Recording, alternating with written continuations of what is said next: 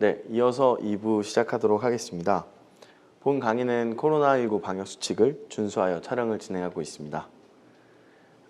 1부에서는 전체적으로 어떤 산업, 어떤 업종에 의류 사업이 있구나라는 걸 좀 알아보았고요. 그리고 이제 여러분들이 의류 사업을 운영을 하고 계시는 분들도 계실 테니, 그리고 또 나도 이제 시작을 하겠다라는 분들도 계실 테니 이제 의류 사업의 핵심인 이 브랜딩에 대해서 좀 더 이야기를 해볼까 합니다.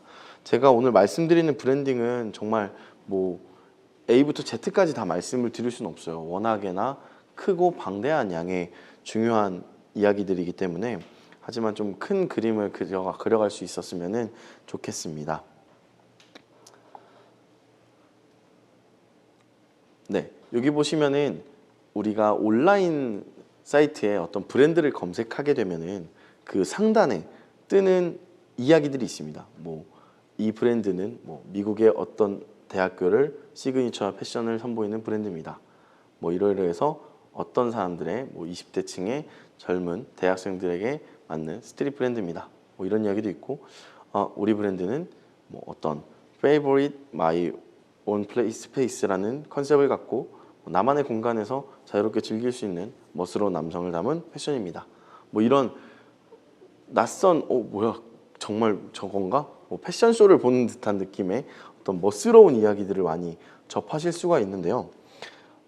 결국에는 이 의류 사업 같은 경우는 요리도 마찬가지긴 할 것 같아요. 요리도 이제 내가 이 같은 파스타를 만들어도 어떤 그릇에 담고, 그리고 어떤 가니쉬를 얹고, 뭐 어떤 플레이팅을 하느냐에 따라서 이거에 대한 값어치가 좀 달라지듯이, 의류 사업도 어떤 그 내가 가치를 어떻게 부여하느냐, 내가 어떻게 나의 브랜드를 갖고 가느냐에 따라서 내가 받아가는 그 가치나 어떤 산업군에서 역할이 달라질 거라고 저는 생각을 하게 됩니다. 이 브랜딩은 사실 소매업에만 국한된 게 아니에요. 그래서 지금 제가 보여드리는 이미지 자체는 도매업을 하시는 분들이 있는 그 플랫폼이 있거든요. 그 마켓에서 보는 도매업체들의 이미지입니다. 도매업체에 그냥 네임이 있고요. 그래도 우리는 뭐 어떤 남성복에 얼마 가격대를 취급합니다.를 이미지로 좀 보여주는 거죠. 지금 왼쪽에 있는 거에 맨 위에 있는 뭐 매장, 아무것도 안 걸려 있는 매장이긴 한데, 요즘에는 도매 업체들도 그 도매 매장에 대한 인테리어를 굉장히 많이 신경 씁니다. 왜냐하면 이 공간에 옴으로써 소매업자들이 자신의 브랜딩 방향과 맞다라고 하면은 들어가서 구매를 하게 되거든요. 그래서 소매에만 국한되는 브랜딩이 아니라 도매에도 이 브랜딩이라는 것은 굉장히 중요하다라는 것을 아셨으면 좋겠고요. 패션은 예술 산업입니다. 도매 업체도 뭐 정말 예전에야 의식주에서 옷은 정말 뭐 아까도 쉬는 시간에 말씀해 주셨는데 정말 내 몸을 보호하기 위한 수단에 그쳤었으나, 이제는 소상공인분이 말씀하신 것처럼 내 삶을 케어하는 데 필요한 산업군이라고 저는 생각을 합니다. 그래서 브랜딩의 이제 핵심 중 하나는 타겟을 설정을 하셔야 됩니다. 내가 과연 누구한테 팔 것인가? 나는 내가 만든 옷이 뭐 티셔츠예요. 예를 들어서 티셔츠를 만들었는데 나는 이거 진짜 많이 팔 거야. 나 이거 많이 팔려고 싸게 많이 팔려고 뭐 한 2만 장 만들었어. 이거 내가 진짜 이 세상에 없는 3,900원, 3,500원짜리 티셔츠를 만들어 버릴 거야. 해서 만드셨어요. 그러면은 누구한테 팔 것인가를 먼저 생각하셔야 됩니다. 단순히 옷이 싸다고 사는 그거는 그런 느낌이에요. 물론 이제 그것도 나름의 뭐 소상공인 분이시긴 하지만, 덤핑하는 거 있잖아요. 뭐 이렇게 산처럼 쌓아놓고 막 이제 막 판매를 하시는 분들, 그런 분들도 뭐 그 안에서 마진을 남기시긴 하겠지만서도, 의류 산업을 적어도 이 수업을 들으시는 분들은 예술 산업이라고 생각을 하시고 접근을 하시면 내가 누구한테 팔지? 라는 고민을 먼저 시작을 하셔야 그 다음 스텝을 가실 수 있는데요. 페르소나라고 이제 좀 용어인데, 어떤 제품이나 이제 서비스를 사용할 만한 목표, 인구 집단 안에 있는 다양한 사람들을 대표하는 가상 인물을 세우시는 겁니다. 근데 사실 이거는 뭐 정석적인 대학교에서 이야기하는 이론이고요. 쉽게 말씀드리면 어느 정도 어떤 삶을 살아, 라이프 스타일이 어때, 생활 수준은 어느 정도야, 어떤 나이대야 라는 정도의 임의의 고객을 세우시는 게 중요하다는 거죠. 뭐 이제 실제로 기업에서는 브랜드를 하나 만들기 위해서는 굉장히 이 타겟 설정 자체가 오랜 시간이 걸립니다. 뭐 브랜드 네이밍도 중요하겠지만 네이밍부터 컨셉, 무드, 로고 뭐 이거 등등등이 필요하지만 가장 중요한 시간이 많이 드는 건 타겟 설정이거든요. 내가 20대에 팔 거야. 하지만 20대는 저처럼 이렇게 자켓을 입는 사람도 있고 후드티를 입는 사람도 있고 내가 만든 제품은 티셔츠인데 광고 노출을 정장만 입고 다니는 여의도 사람들한테 한다? 그러면은 살까? 이런 의문점이 드는 거죠. 그래서 내가 판매하려는 진짜 그 임의의 고객. 나는 티셔츠를 좀 저렴하게 만들었어. 5,000원에 만들었어. 근데 그거를 청담동 매장에 걸어놔. 그러면은 사람들이 살까요? 사지 않죠. 왜냐면 옷의 퀄리티를 보는 소비자도 있겠지만 나의 생활 수준을 표현할 수 있는 수단이기도 하거든요. 그래서 내가 얼마 가격대에 어떤 사람한테 팔 거야 라는 것을 확실하게 정하셔야 되고요. 제가 그냥 뭐 예를 들었죠. 20대 후반에 뭐 여의도 금융권을 다니는 SNS를 즐겨하는 뭐 살집이 있는 남성에게 팔 거야. 어느 정도 확실한 그 타겟을 설정하시는 게 중요합니다. 왜냐하면 그 의류 브랜드 중에서 4XR이라는 브랜드가 있는데요. 그 브랜드 같은 경우는 정말 X라지, 4X라지 사이즈를 만들어내는 회사입니다. 실제로 뭐 95, 100 사이즈는 아예 만들지도 않고요. 애초에 뭐 3X라지, 4X라지, 5X라지만 만들어서 마케팅 자체를 덩치가 있는 사람, 큰 사람, 헬스를 좋아하는 사람, 이거 옷 입기 불편하지 않아? 근데 우리 옷은 편해. 라는 확실한 타겟팅을 갖고 접근하기 때문에 그 회사도 매출이 굉장히 큰 회사 중 하나입니다. 그래서 타겟을 설정하는 게 굉장히 중요하시고요. 그 다음에 이제 컨셉을 잡으셔야 되는데 의류 같은 경우는 정말 기능적인 부분도 있지만 우리가 핸드폰을 살 때조차도 이제 컬러를 보는 시대잖아요. 나는 이번에 스페이스 그레이보다는 뭐 어떤 좀 다크 그레이가 좋아. 그리고 또 우리가 자동차를 살 때조차도 컬러나 디자인을 보기 마련인데 그 역할은 자동차는 정말 이동수단이고 핸드폰은 정말 통신수단인데 그 본질적인 것만 봤을 때는 디자인은 아무런 소용없어요. 하지만 소비자들은 디자인이 이쁘고 끌려야만 그리고 편리해야만 사게 되는 게 소비이기 때문에 컨셉을 잡으셔야 됩니다. 내가 그러면 나는 이 정도의 타겟을 잡았어. 나는 덩치가 큰 사람들한테만 옷을 팔 거야 라는 타겟을 잡으셨다면 덩치가 큰 사람들은 주로 무슨 옷을 입지? 이런 의문점을 드시는 거죠. 좀 더 남성적인 느낌이 좋겠다. 아니면 뭐 조금은 동적인 느낌을 줘서 좀 편안한 원단들만 써야겠다. 뭐 이런 것들. 그리고 컬러는 난 남자들한테 팔 거니까 조금은 어두운 톤의 컬러를 해야겠다. 이런 것들을 이제 좀 더 구체화시키는 겁니다. 이제 이런 작업들을 브랜딩이라고 하는데 판매하려는 타겟을 설정하셨어요. 설정하셨으면은 이 타겟이 무엇을 좋아할까? 실제로는 예전에 저도 뭐 타겟 관련해서 조그맣게 브랜딩 이제 수업을 들을 때조차는 아예 시장 조사를 나가는 거죠. 내가 판매를 하려는 라이프 스타일을 가지고 있는 사람들이 모여 있는 곳. 거기가 서울이라면 서울, 뭐 여기 대전 어디라면 대전, 뭐 둔산동이라면 둔산동, 뭐 압구정이면 압구정. 서울조차도 지역마다 모이는 사람들이 좀 다른데 내가 판매를 하려는 그런 사람들은 어디 있을까? 난 덩치 큰 사람들이 많이 필요해. 그럼 뭐 헬스장에 가본다거나 아니면 덩치 큰 사람들이 좋아하는 뭐 어떤 액티비티한 공간들이 있는 그런 곳을 가본다거나 실제로 시장 조사를 하고 그들이 무엇을 입고 있는가를 보시면은 컬러를 잡는 건 굉장히 쉽습니다. 그들이 이런 컬러를 좋아하는구나. 그래서 제가 다니고 있는 지금 그 온라인 TF를 하고 있는 브랜드조차도 남성 정장 브랜드가 매출이 굉장히 큽니다. 뭐 캐주얼과 정장을 같이 만들고 있지만 정장 매출이 거의 한 70%를 차지하고 있는 브랜드이기 때문에 이 정장 원단에 작은 그 스트라이프 선만 들어가도 판매율이 다음 시즌에 확 떨어지는 브랜드거든요. 아무래도 남성분들은 색깔이 튀는 걸 예민해하는 분들도 많고요. 근데 되려 반대로 튀는 걸 좋아하는 브랜드라면 제가 예전에 마케팅 TF로 있었던 커스텀 멜로우라는 코오롱 회사는 조금 더 튀는 컬러들을 쓰거나 정말 평범함을 좀 거부해 우리는 뭐 이런 것들을 쓰는 컨셉이 완전 상반됐죠. 그래서 컨셉을 잡는 게 굉장히 중요합니다. 제가 뭐 이미지로는 간단하게 넣었는데 이거는 이제 뭐 그냥 참고만 하시면 될 것 같고요. 실제 컨셉은 사실 뭐 대표님들이 정하셔야 되는 겁니다. 정해져 있지 않아요.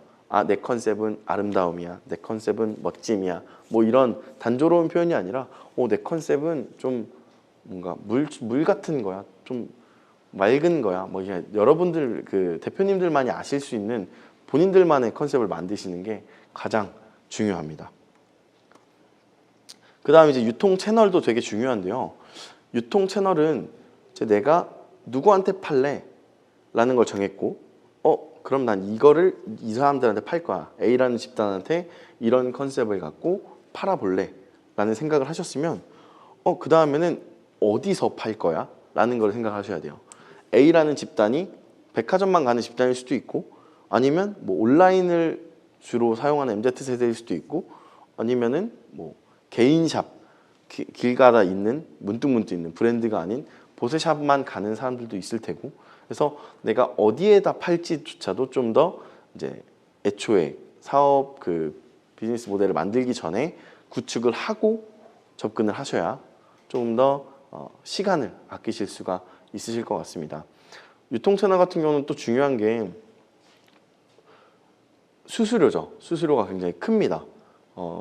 의류 사업은 사실 재고에 대한 부담, 그 리스크도 굉장히 큰 산업 중 하나이기 때문에 그 재고 대비 얼만큼의 이익을 남겨야 그리고 수수료가 얼만큼 빠지느냐 이런 것들을 조금 더 고려하셔야 이익을 많이 낼 수 있는 산업이거든요. 그래서 더 아까 초반에 말씀드렸던 그 본인들의 어떤 가치를 높일 수 있는 것들이 굉장히 중요하다라고 말씀을 드리는 겁니다. 쇼핑몰 같은 이제 사입을 하는 소매하시는 분들도 같은 쇼핑몰이지만 같은 옷이지만 심지어 같은 옷이겠죠. 왜냐하면 사입을 동대문에서 했을 테니까. 하지만 모델만 바뀐 거죠. 그리고 운영하는 그 쇼핑몰만 다른 거고요. 그리고 가격도 뭐 한 500원 정도 차이가 날 수 있어요. 하지만 소비자들은 같은 옷이어도 조금 더 이쁘고 내가 이 사람을 동경하고 뭐 이 모델을 좋아한다거나 뭐 이런 소비를 통해서 소비를 하는 MZ세대들도 있는데 이 모델을 동경한다거나 아니면 나 이 쇼핑몰이라면은 너무 편리하고 좋은 옷들만 가져오니까 여기는 믿고 살 수 있어 라는 어떤 심리적인 것들을 작용할 수 있어서 백화점에 팔지 뭐 편집샵에 팔지 개인샵에 팔지 뭐 아니면 온라인도 두 가지가 있어요. 자사몰 내가 아예 웹페이지를 구성을 해서 카페24던 뭐 다양한 이제 웹페이지를 만드는 사이트를 만드셔서 자사몰을 운영하시던 아니면 외부몰 내가 갖고 있는 브랜딩을 가지고 뭐 G마켓이던 뭐 외부몰 자체도 좀 더 그 타겟이 많이 달라지겠죠. G마켓에 팔지 아니면 무신사라는 조금 젊은 세대가 있는 사이트에 팔지 뭐 전부 다 판다고 좋은 게 아니거든요. 오프라인하고 온라인하고 좀 가장 큰 차이점은 많이 입점돼 있다고 판매가 이루어지진 않습니다. 오프라인 같은 경우는 전국에 보다 많이 입점돼 있으면은 판매가 올라가기 마련인데 이제 온라인 같은 경우는 많이 입점되기보다는 한 채널에 그 많은 사람들한테 노출되는 게 가장 중요한 거라서 유통망을 넓히는 데 온라인을 집중하시지 마시고 뭐 내가 오프라인을 하게 된다면 오프라인은 유통망을 넓히는 데 집중을 하시면 좋겠죠. 그래서 브랜딩의 가장 큰 핵심은 앞서 말씀드린 두 가지입니다. 타겟 그리고 컨셉. 이 두 가지를 어떻게 가져가느냐. 그래서 제가 크게 말씀드렸지만 이 타겟 그리고 이 컨셉 안에는 여러분들이 대표님들이 운영하시는 그 브랜드 네임이라던가 로고 이런 것들이 좀 포함이 됐겠죠. 그래서 이름도 부르기 어느 정도 쉬워야 할 거고요. 그리고 남들이 봤을 때 조금 더 패션 산업하고 뷰티 산업은 좀 같이 가는 방향성이 있는데 조금은 있어 보여야 소비자들이 몰립니다. 있어 보이지 않으면 소비자들이 몰리지 않습니다. 음식은 배고파서 가는 김밥 천국이 있고요. 분위기를 내고 싶어서 가는 레스토랑이 있습니다. 옷도 똑같습니다. 정말 자기 전에만 입으려는 티셔츠를 사시는 분들이 계시고요. 그리고 나는 좀 분위기 있는데 가고 싶은, 아니면 좀 꾸미고 싶은 멋스러운 그래픽이 들어간 티셔츠를 구매하시는 분들도 있습니다. 이 브랜딩에 대해서 이야기를 하면서 한 가지 말씀을 드리는데, 최근에 이제 루이비통이라는 그 명품 브랜드의 수장 디자이너 버질 아볼로라는 흑인 디자이너가 이제 돌아가셨는데, 그분의 이야기를 조금 얹혀드리자면, 브랜딩의 중요성을 얘기 드리자면, 그분 같은 경우는 애초에 그 폴로 아시죠? 그 말 자수가 새겨져 있는 폴로 체크 셔츠를 그냥 본인 돈을 주고 삽니다. 그냥 그 사입도 아니죠. 그냥 매장 가서 그 셔츠들만 삽니다. 셔츠를 사서 본인이 그 등판에다가 본인만의 시그니처 뭐 사실 시그니처인지 모르겠어요. 뭐 알파벳 문구를 씁니다. 네. 알파벳 문구를 그냥 페인트로 쓱쓱쓱 씁니다. 그리고 나서 뭐 20만 원짜리 폴로 셔츠를 80만 원에 판매합니다. 그래서 사람들은 맨 처음에 저거는 미친 짓이다, 누가 저걸 사겠느냐 라는 이야기를 했는데, 이제 그 버지라볼로의 티셔츠는 뭐 국내에서는 굉장히 유명한 지드래곤이라는 가수도 입고 다니고 있고, 지금은 뭐 다시 재판매하는 리셀가가 뭐 한 200만 원, 300만 원에 호가한다고 하더라고요.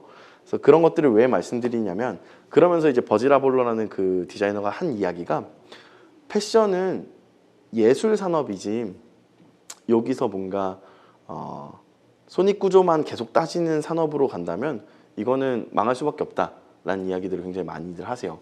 그래서 제가 말씀드리는 건 이제 소매업에 좀 어느 정도 국한되어 있는 걸 수도 있어요. 왜냐면 제조업이라던가 도매업에서는 조금은 별개된 문제일 수도 있는데, 소매업 같은 경우는 내가 얼만큼의 브랜드 가치를 갖고서 판매를 해야 하는가에 대한 걸 따졌을 때는 그거에 대한 리미트 선을 여러분들이 정하시는 게 아니라 그냥 여러분들의 가치를 파신다고 생각을 하시면 좋을 것 같아요. 그래서 패션 분야에서 이제 소상공인으로 계시지만 이제 앞으로는 좀 더 커져서 기업까지도 운영하실 수 있는 분들이라고 저는 생각하기 때문에 이 내용을 준비했는데, 패션에서 일을 하는 그런 사람들에 대한 구성이 또 중요해요. 이 사람들은 어떤 일을 하고 있고, 그래서 내가 옷을 만들려면 누구한테 가서 이야기를 해야 되고, 어떤 업무를 보는 사람이 나한테 필요한가 라는 생각을 해보셔야 될 텐데, 디자이너는 말 그대로 이제 의류, 뭐 옷이나 그래픽들을 그려서 디자인을 하는 사람일 테고요. 패턴사라는 분들이 계신데, 의류업을 하지 않으셨던 분들은 굉장히 생소한 분들이실 거예요. 패턴사라는 직업은 뭐냐면 옷의 어떤 설계도죠. 건물을 지을 때도 벽돌을 뭐 몇 센치 몇 센치로 해서 몇 개 만들어서 몇 개 쌓아라 라는 지시하는 그 시방서가 있듯이, 어떤 패턴사는 옷에 대한 설계도, 조각들을 그리는 사람이고요. 굉장히 패션 산업권에서는 좀 각광받고 좀 소수의 직업군이기도 합니다. 그 샘플사, 봉제사 이렇게 있는데, 샘플사와 봉제사는 둘 다 재봉틀을 다루지만 다루는 그 방식이 좀 다릅니다. 샘플사 같은 경우는 한 명이 한 벌을 만들어내는 사람이고요. 그리고 소요 시간이 굉장히 오래 걸립니다.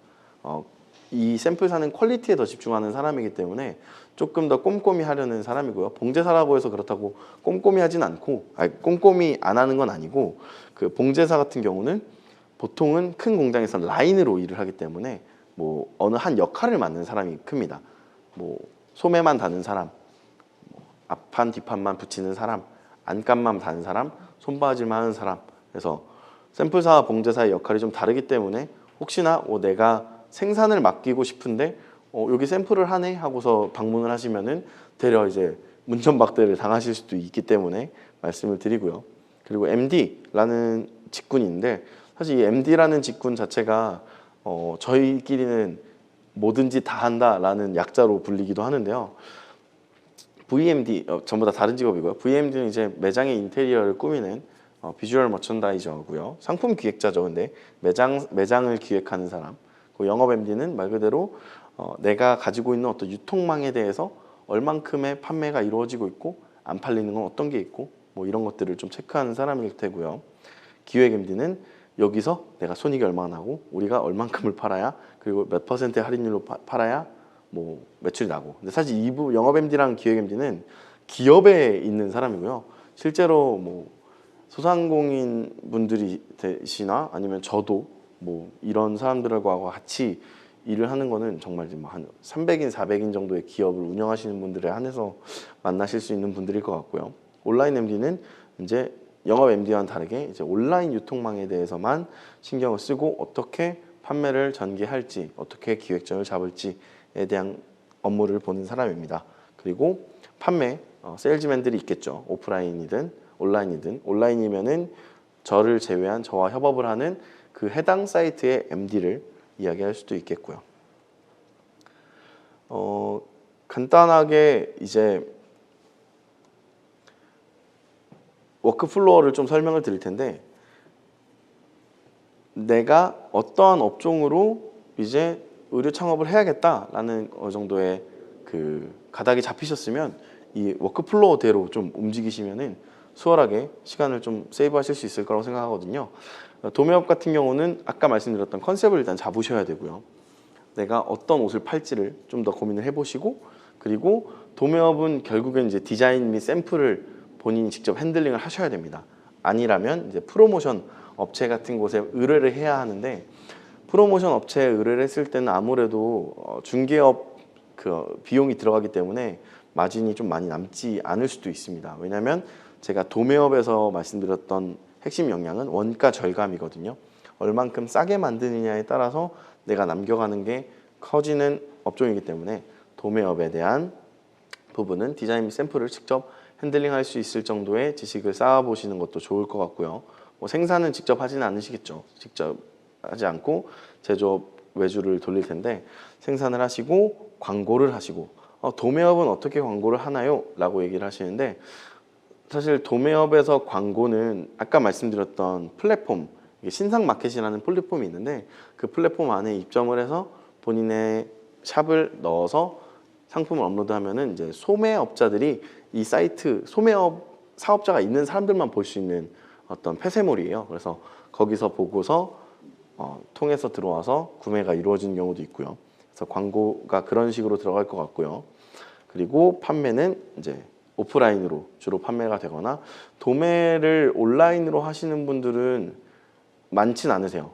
되려 해외 아마존이나 뭐 어떤 이베이 이쪽으로 생각을 하시는 분들, 좀 더 그 매출 규모를 외형 확대를 위해서 그렇게 가시는 분들은 판매를 아예 해외로 하셔서 도매를 하시는 분들도 계십니다.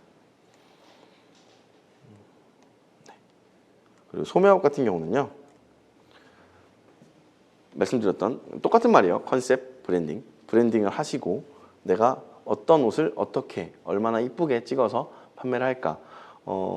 이 브랜딩은 되게 또 중요한 것 중 하나가, 판매가 좀 부진한 상품에 대해서는 기업에서는 판매가 좀 부진한 상품에 대해서는 별도로 추가 촬영을 합니다. 뭐 예쁜 카페를 간다든지 아니면 좀 무드가 있는 공간을 가서 그 옷을 좀 더 멋스럽게 사진을 찍어서 소비자들한테 접근을 하는 거죠. 그러면 이제 바로 매출에 반영이 되는 경우도 굉장히 많고요. 그래서 브랜딩을 하시고, 소매업, 온라인 소매업 같은 경우 이제 사입을 하시겠죠. 근데 또 디자인 및 샘플을 해서 직접 운영을 하실 수도 있고요. 하지만 이제 나의 어떤 브랜딩의 방향성에 맞는 동대문 매장에 가셔서 사입을 하셔서 예쁘게 사진을 찍으시고 이제 광고를 돌리시겠죠. 이제 광고 같은 경우는 뭐 페이스북, 뭐 SNS를 통한 광고들도 있을 거고요. 다양한 광고를 통해서 판매를 이루시면 됩니다. 이제 이 판매 같은 경우는 소매업이 오프라인 소매업 같은 경우도 이제 좀 오프라인 소매업임에도 불구하고 온라인으로 광고를 많이 합니다. 왜냐하면 온라인으로 보고서 오프라인으로 방문해서 사가시는 분들도 꽤 많으시기 때문에, 그래서 온라인으로 광고를 하시고 판매가 이루어집니다. 제조업 같은 경우는 워크플로어가 생산 라인, 일단 내가 어떤 옷을 만들지를 일단 결정을 하셔야겠죠. 일단은 내가 남성복을 만들어야겠다 하면은 남성복에 맞는 재봉틀이 또 따로 있습니다.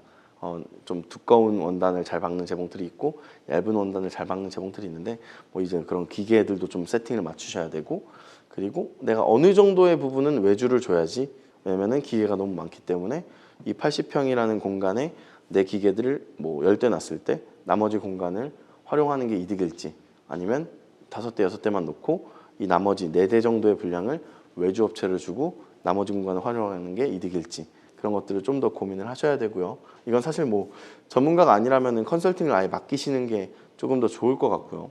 그리고 영업을 하셔야겠죠. 이제 요즘에는 그 아까 말씀드렸던 그 브랜딩이 제조업에는 좀 아닐 수도 있습니다라고 얘기했는데, 제조업 자체도 요즘에는 소품종 소량, 아니 다품종 소량 생산의 제조업들이 꽤 많아졌어요. 의류업 같은 경우는. 그래서 의류업체도 조금 더 있어 보이는 업체에다가 맡기려는 소비자들도 굉장히 많거든요. 그러니까 기업들도.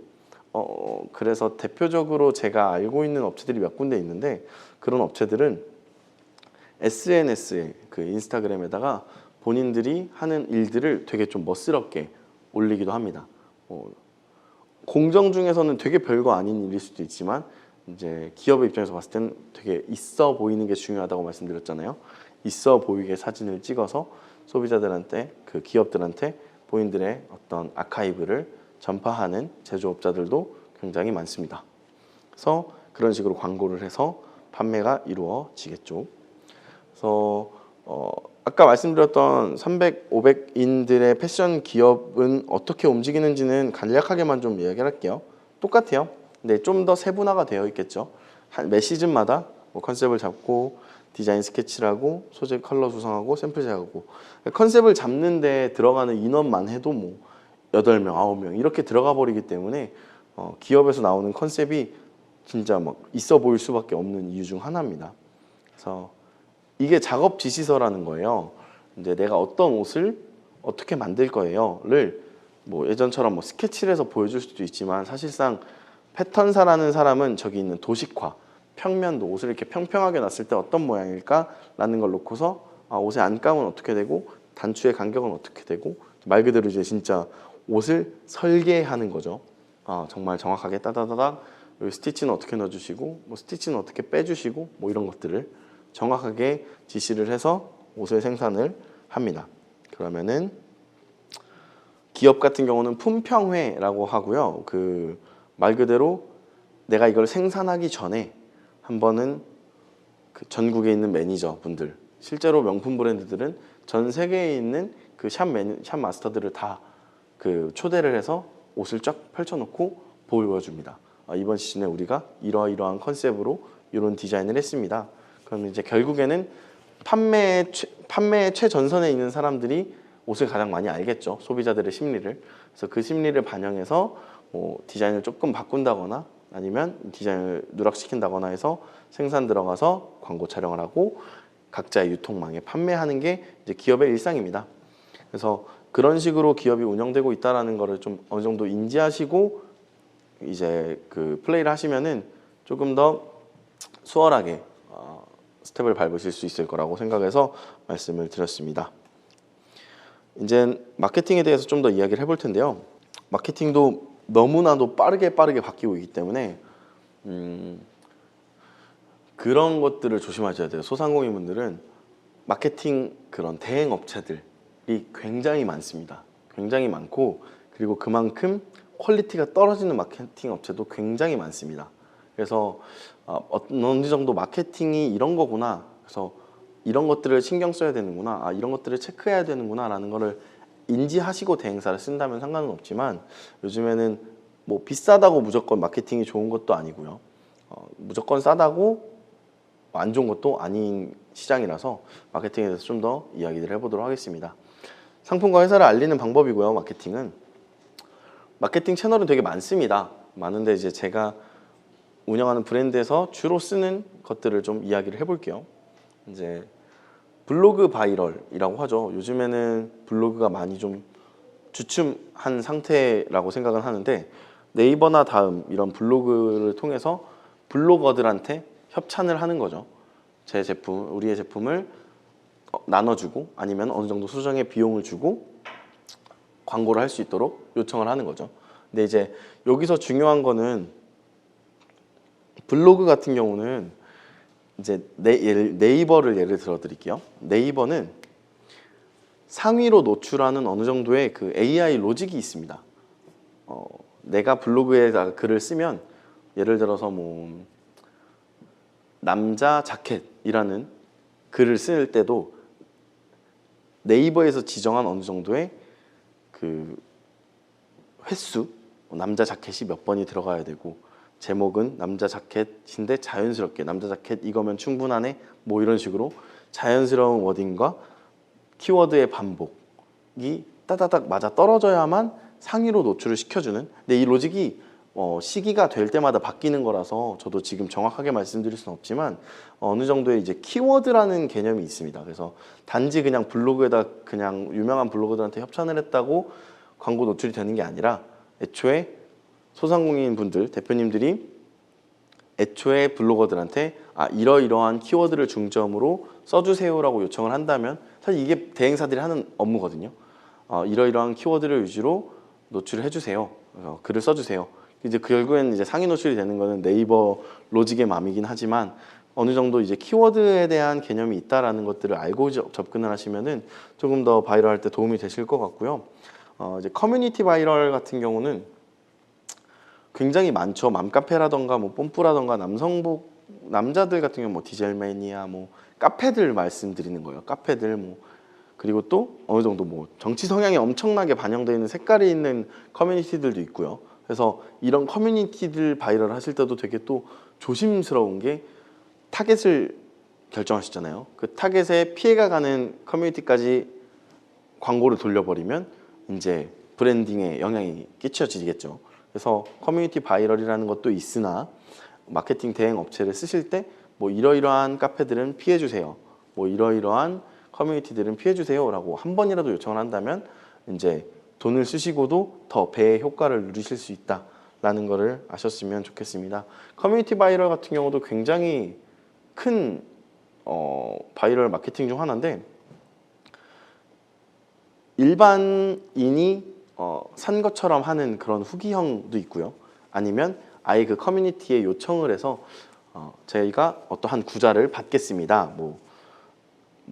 맘카페에 있는 오늘의 후기 의류라는 카테고리에 구자를 받겠습니다 하면은 맘카페 직원이 적어서 글을 만들어주고 뭐 이벤트를 열고 뭐 이런 식의 커뮤니티 바이럴도 있고요. 그래서 거기서 나오는 매출도 굉장히 크기 때문에 이제 네이버 광고를 돌리는 거, 뭐 페이스북 광고를 돌리는 거랑 조금은 다른 개념이에요. 왜냐면 거기는 이제 링크를 블로그나 커뮤니티 링크를 넣어도 클릭 수에 대한 광고비가 안 들거든요. 근데 이제 SNS 채널 그 자체 광고를 돌리면 구글이나 네이버나 페이스북 광고를 돌리면 거기는 클릭에 대한 비용을 받기 때문에 물론 많은 사람들한테 노출이 될 수 있다는 장점은 있지만 그게 매출에 반영이 직접적으로 된다라는 확신은 없거든요. 그래서 그런 차이점이 있다. 그래서 글을 의뢰하는 것들, 컨텐츠를 의뢰하는 것들과 그런 차이가 있다라는 거 아시면 좋을 것 같고요. 그 다음에는 SNS 채널이 있죠. 요즘에는 페이스북은 많이 좀 줄어들었어요. 페이스북 광고는 많이 줄어들었고 실제로 기업에서 받는 데이터도 페이스북 유입률이 가장 좀 적게 이루어지는 편이고요. 요즘에는 네이버나 뭐 인스타그램 정도가 있을 것 같습니다. 그리고 유튜브는 유튜버한테 직접 협찬을 할 수도 있고요. 나의 타겟을 갖고 있는 유튜버한테 협찬을 할 수도 있고 그리고 내가 유튜브 광고에다가 내 게시물들을 이제 노출시킬 수 있는 방법이 있을 거예요. 그래서 제가 말씀드리는 거는 아까 바이럴과 좀 다르다라는 그 부분은 그냥 단지 노출이 되는 그런 광고들 같은 경우는 좀 유의를 하셔야 된다. 마케팅 대행 업체에서 그 페이스북이든 인스타그램이든 유튜브든 광고를 돌리기 전에 타겟을 설정하게 해줍니다. 뭐 몇십 대, 뭐 누구, 얼마, 소비자들이 어떤 사람, 남자, 여자, 지역 뭐 이런 것들을 어느 정도 선택을 해서 광고를 노출시키기 때문에 광고를 많이 시키면 시킬수록 돈이 많이 비용이 들어가거든요. 그래서 정확한 타겟에 좀 집중적으로 광고 비용을 쓰면은 계속적으로 노출되기 때문에 구매로 이어지는데 그냥 방대한 타겟에 노출만 이루어지면은 그거는 진짜 광고비 낭비거든요. 그래서 타겟 설정하는 것들 그런 것들이 있으니 대행업체를 이용하실 때 그런 타겟에 대한 피드백을 또 꼭 받으셔야 여러분들이 좀 손해보지 않는 마케팅 비용을 사용하지 않을까라는 생각이 들고요. 그래서 온라인 그 소매업 같은 경우에는 광고비 왜 이렇게 많이 들어가요? 라고 얘기하셨잖아요. 그래서 그 광고에 따른 내가 블로그 아니면 커뮤니티, 뭐 SNS 채널 이런 광고에 따른 소비자가 어떤 채널에서 뭐 페이스북의 링크를 통해서 내 사이트로 들어왔고 내 사이트에서 몇 초 머물렀고 그리고 어디 페이지까지 내려갔다가 내 화면 밖으로 나갔다라는 데이터까지도 자사몰은 가능하거든요. 그래서 뭐 외주 대행 그 위탁 판매를 하는 온라인 판매나 뭐 오프라인 판매 같은 경우에는 이 정도 광고는 아니더라도 자사몰을 운영하는 경우에는 내 해당 페이지, 내 웹페이지가 어느 정도 구매 전환이 되고 몇 시에 사람들이 많이 몰리고 이런 거에 대한 데이터 값을 피드백을 받을 수가 있습니다. 그래서 자사몰로 판매를 이루려고 하시는 분들 같은 경우는 이걸 꼭 참고했으면 좋겠어요. 그래서 구글 애널리스틱이나 네이버 데이터랩, 뭐 페이스북 블루프린트 이런 것들이 있어서 여기서는 어떤 데이터 값들, 로우 데이터들을 받아올 수 있으니까 그런 것들이 있으니 마케팅 업체를 다루실 때 이런 것들도 요청을 드리면 조금 더 마케팅 비용을 아끼실 수 있을 것 같습니다. 사실 이게 손익구조에 대해서 이야기를 하려고 하는데 이거는 여러분들이 어떻게 생각하시느냐에 따라 다릅니다. 요리와는 다르기 때문에 뭐 파가 3cm 들어가고 뭐 계란이 몇 알 들어가고 이런 것들이 있는데 그런 것들처럼 뭔가 세부적으로 나눠서 적어도 얼마는 팔아야 돼 이런 개념보다도 여러분들이 이거를 다른 산업군한테 얘기하면 되게 좀 나쁜 소리일 수도 있는데 여러분들이 받을 수 있을 만한 최대의 값어치를 받으시는 게 의류산업의 핵심입니다.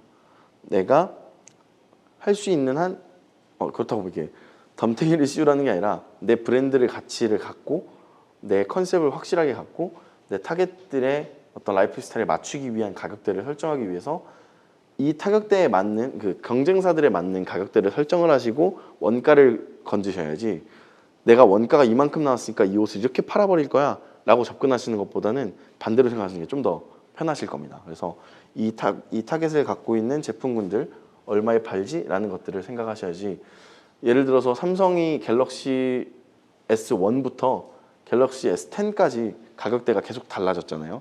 거기에 기술력은 바뀌었을지 몰라도 원가에는 변화가 크게 없거든요.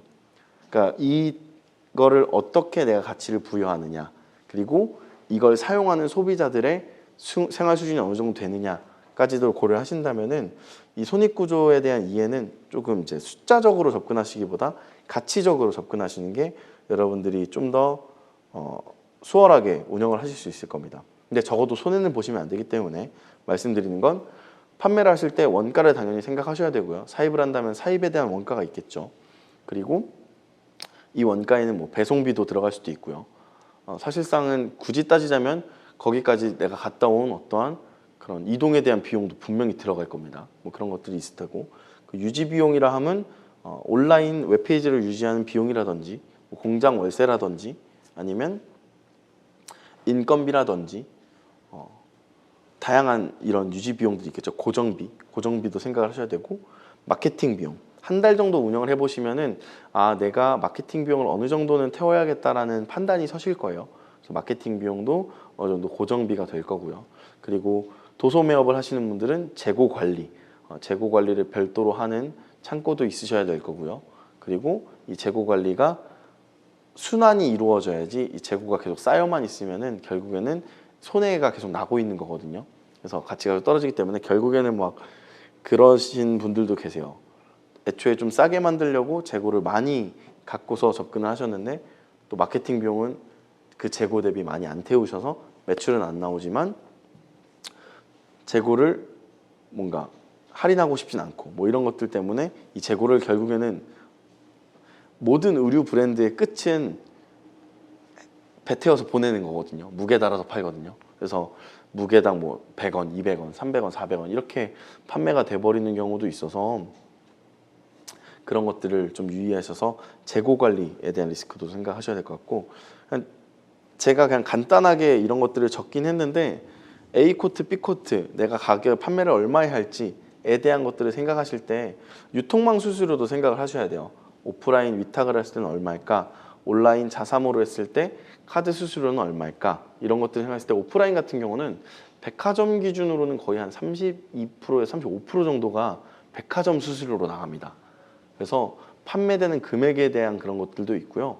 그래서 백화점 수수료가 있을 거고, 그리고 판매를 하는 세일즈 직원이 있다면 세일즈 직원에 대한 인건비도 생각을 하셔야 되고요. 그래서 내가 판매를 이만큼에 대한 비용을 했을 때는 4배수는 봐야겠다, 1.8배수 이상은 봐야겠다 정도를 제가 그냥 예시를 들어드렸는데, 실제로 제가 지금 있는 브랜드 같은 경우는 온전히 다 생산을 저희가 다 하기 때문에 적게는 7배수에서 많게는 12배수 뭐 이 정도까지도 봅니다. 근데 이거가 사람들이 들었을 때는 그렇게 나쁜 도둑놈들 이렇게 생각하실 수도 있는데, 커피는 원가가 300원이라고 하죠. 300원, 500원이라고 하죠. 원두값하고 물값밖에 들어가지 않는데 우리는 그 커피를 스타벅스에서는 4,100원에 먹고 있고요. 개인 카페에서는 6,500원, 7,000원에 마시고 있습니다. 근데 그게 소비자들이 바보여서가 아니라요. 그냥 그 가치를 사려고 하는 거거든요. 내가 이 커피를 먹음으로써 뭐가 됐다 이런 게 아니라 그냥 나의 라이프 스타일을 즐기는 수단이기 때문에 패션도 똑같아요. 아까 말씀드렸던 것처럼 내가 입는 그냥 보호의 수단이 아니라 내가 나를 꾸미고 표현할 수 있는 어떤 개성의 수단이기 때문에 예술가치 산업으로 생각을 하셔서 최소한의 손해를 보지 않는 배수를 생각을 하시는 게 가장 중요합니다. 근데 사입 제품 같은 경우는 제가 왜 2배수 이상, 사실상 2배수, 2.5배수 이상을 보셔야 손익이 좀 많이 나는데, 여성복이나 여성복 같은 경우는 굉장히 많이 그 경쟁이 심해서 좀 박리담회식으로 가는 쇼핑몰들이 정말 많아요. 그래서 사입 단가가 높은 거를 생각하신다면 상관없는데 좀 저렴하고 많이 팔고 싶다라고 생각을 하시면 배수가 그만큼 엄청 적게 돼서, 그 유명한 쇼핑몰 중에서 66걸즈라는 굉장히 유명한 큰 쇼핑몰이 있는데 거기는 거의 한 1.3배 뭐 이 정도로 거의 막 100원 장사를 하고 있는 거라고 저도 알고 있습니다. 그래서 그 가치를 어떻게 생각하느냐. 근데 왜냐면 그 66걸즈라는 브랜드 자체는 우리는 66 사이즈를 입는 좀 멋스러운 여성들한테 팔 거야. 그리고 좀 저렴하게 가고 싶어가 애초에 컨셉이고 페르소나기 때문에 굉장히 큰 매출을 내고 있죠. 실제로 동대문을 가면 그 윙바디 있잖아요. 5톤짜리 윙바디가 매일 밤마다 66걸즈가 옵니다. 그래서 어마어마한 옷을 사입하고 어마어마한 옷을 판매를 하고 있기 때문에 하루에 택배량만 해도 뭐 2,000개에서 3,000개 정도 나간다고 하니까요. 매출이 어느 정도 예상이 되시겠죠. 근데 또 심지어 또 액세서리 브랜드 같은 경우 중에서 국내 뭐 되게 유명한 기업 같은 경우는 10배수에서 20배수 정도로 봅니다. 애초에 그만큼 더 있어 보이게 꾸미기도 하고요. 패션 산업이 그만큼의 가치 있는 산업이기 때문에 가격을 설정하실 때는 조금은 경쟁사를 고려한다라는 가정하에 가치 있게 가격을 설정하셨으면 좋겠고요. 그리고 그런 브랜드들이, 그런 기업들이 오래 갑니다. 그런 것들을 인지하셨으면 좋겠습니다. 그리고 이제 제가 마지막으로 이야기 드릴 수 있는 건 4차 산업혁명과 의류 창업인데, 이거에 대해서는 굉장히 짧게 짚고 넘어가고 이제 여기 질문을 받아보도록 할게요. 4차 산업혁명 같은 경우는요, 많이들 들어보셨죠? 4차 산업혁명 도대체 그게 뭘까라는 이야기들을 많이 들으셨을 텐데, AI와 뭐 이런저런 이야기들을 많이 들어보셨을 텐데, 기성복 같은 경우는 어르신분들은 생각이 나실 겁니다. 옛날에는 의상실, 뭐 무슨 의상실, 무슨 양장점 뭐 이런 식으로 해서 개인 샵이 곧 브랜드였습니다. 그래서 아직까지도 남아있는 뭐 굉장히 뭐 김영주 골프 뭐 이창숙 뭐 이런 본인의 이름을 달고 브랜드를 운영하셨던 시절의 디자이너분들도 계시죠. 그랬던 시절에서 이제 소품종 대량 생산을 하게 되는 시기가 됐죠. 그래서 기성복이 등장을 했고요. 그리고 나서 이제 어느 정도 생산 라인이 구축되면서 다품종 대량 생산이 시작됐습니다. 그 다음은 뭘까요? 라는 이야기를 하려고 하는데, 제가 영상이 이제 저작권 때문에 준비를 못했는데 국내에 이제 H 어페럴 어페럴이라고 가명입니다. H 어페럴이라는 회사에서 어떤 기업 그 컨퍼런스에서 3D 스캐너를 개발을 했습니다. 그래서 고객이 양장점을 이렇게 저희 줄자를 들고 멋스럽게 수트를 입고 있는 할아버지들을 생각할 수 있는데 3D 스캐너에 몸을 들어가면은 내 몸이 전부 다 체촌이 되는 거죠. 체형이 분석이 되고 체촌이 된 다음에 그 컨퍼런스를 한 바퀴 돌고 오는 그 1시간 동안 원하는 옷이 나옵니다. 봉제는 물론 이제 사람이 하는데 그 안에 그 일반 화이트 원단에 본인이 원하는 컬러를 넣으면 바로 염색이 되고요. 그래서 그 원단에다가 패턴이 찍혀서 잘려서 나오고요. 그 다음에 그 상태에서 봉제만 하면은 1시간 안에 본인이 원하는 옷을 만들 수 있습니다. 네, 사실 이거는 아직까지는 개발하기까지가 좀 더 많이 걸릴 것으로 저는 생각이 들긴 하는데 아이템에 대한 것들은 좀 이렇게 한정적일 수 있으나 이제는 그런 시대가 오고 있다는 것들을 여러분들이 인지하셨을 때는 내가 기존에 있는 의류 사업에 대한 것들을 유지는 하되 왜냐하면 당장 4차 산업혁명이다 하면서 그쪽으로 뛰어드실 수는 없잖아요. 그래서 이런 변화가 있구나 라는 것들을 생각하시면 좋겠고 그리고 제가 이미지로 넣은 건 조조수트라고 일본에 있는 패션 그런 회사인데 실제로 이제 좀 우스꽝스럽긴 하지만 저런 쫄쫄이를 입고서 카메라를 한 바퀴 돌면은 자신의 체형이 측정이 돼서 뭐 이제 쇼핑몰에서 옷을 받을 수 있는 그런 시스템을 구축하고 있는 곳도 있고요. 그리고 소비자 맞춤형에 돼 있는 어떤 사이즈를 내가 직접 재지 않아도 구매를 할 수 있는 의류 회사들이 굉장히 많아지고 있습니다. 그렇기 때문에 이제 소상공인분들 대표님들도 내가 가지고 있는 어떤 의류 아이템 그런 것들과 함께 이 4차 산업혁명을 준비하는 어떤 그 넥스트 스텝까지도 고려를 해주셨으면 너무나도 좋을 것 같고요. 질문들을 정말 많이 주셨는데 제가 딱 한 가지만 답변을 드리도록 하겠습니다. 이제 마무리할 시간이 돼서요. 컨셉을 잡는 게 좀 어려우신 분들이 있으신 것 같아서 컨셉 같은 경우는 정말 많이 보시고 그리고 시장 조사라고 하죠. 백화점이든 어떤 아울렛이든 여러분들이 옷을 살 수 있는 곳 그리고 또 어떤 예술적인 영감을 받을 수 있는 뭐 미술관이라든지 영화를 많이 보기도 하거든요. 실제 디자이너들은. 그래서 어떤 영감을 받을 수 있는 공간들을 많이 찾아가 보시는 걸 추천드리고요. 너무 많은 방대한 이야기들을 하다 보니까 조금은 시간이 모자랄 것 같았는데 질문 계속 남겨주시면 제가 추후에 답변을 드릴 수 있는 시간을 한번 또 마련을 해보도록 하겠습니다. 오늘 강의는 여기서 마치도록 하겠고요. 궁금한 사항은 댓글 남겨주시면 제가 확인 후에 답변 드리도록 하겠습니다. 이상 패시메이드 대표 이재호였습니다. 감사합니다.